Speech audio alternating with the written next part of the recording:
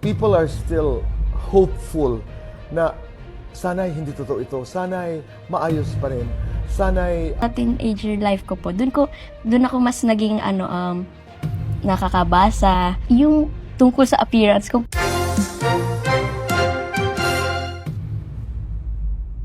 Eksklusibong pag-amin ni Riza Medizon sa tunay niyang damdamin para kay Bimby Aquino sa emosyonal na panayam kasama si Boy Abunda na nagdulot ng malaking kontrobersya sa buong showbiz at nag-iwan ng matinding haka-haka sa lahat ng mga tagahanga.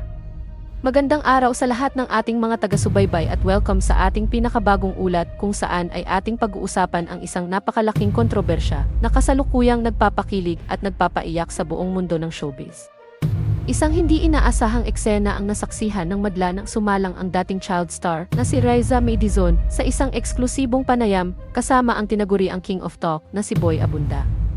Sa gitna ng napakaraming usap-usapan at haka-haka tungkol sa totoong estado ng relasyon nila ng anak ng Queen of All Media na si Bimby Aquino.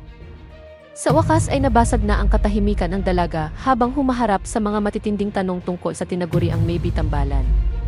Nagsimula ang panayam sa isang napakatahimik at seryosong kapaligiran kung saan agad na naramdaman ng mga nanonood ang tila may mabigat na dadalhin sa kanyang dibdib si Riza May. Sa bawat tanong ni Boy Abunda tungkol sa mga naglalabasang larawan at video ng kanilang mga lihim na pagkikita ni Bimby, hindi na napigilan ng yaong actress ang maiyak at maglabas ng kanyang tunay na nararamdaman. Ayon sa mga nakasaksi sa studio, halos matagalan bago nakasagot si Riza dahil sa patuloy na pag-agos ng kanyang mga luha habang inaalala ang mga sandaling kasama ang binata na lalong nagpalakas sa hinala ng marami na mayroon talagang malalim na ugnayan ang dalawa. Hindi naman nagdalawang isip si Boy Abunda na igiit ang pinakamatinding tanong kung mayroong bang romantic awakening o tunay na pag-ibig na nabubuo sa pagitan ng dalawa sa kabila ng magkaibang mundo na kanilang ginagalawan. Sa kanyang pag-amin na puno ng hilaw na emosyon, sinabi ni Riza na napakahirap para sa kanya na itago ang isang bagay na nagbibigay sa kanya ng ligaya ngunit kasabay nito ay ang takot sa husga ng publiko. Ang mga salitang ito ay mabilis na nag-viral sa iba't ibang social media platforms at nagdulot ng matinding debate sa pagitan ng mga tagahanga kung ito na nga ba ang formal na pag-amin sa kanilang lihim na relasyon. Dahil sa mga nakakagulat na pahayag na ito, lalo pang nag-alab ang interes ng madla sa totoong kwento sa likod ng #MaybeCraze na patuloy na nagre-trend sa internet.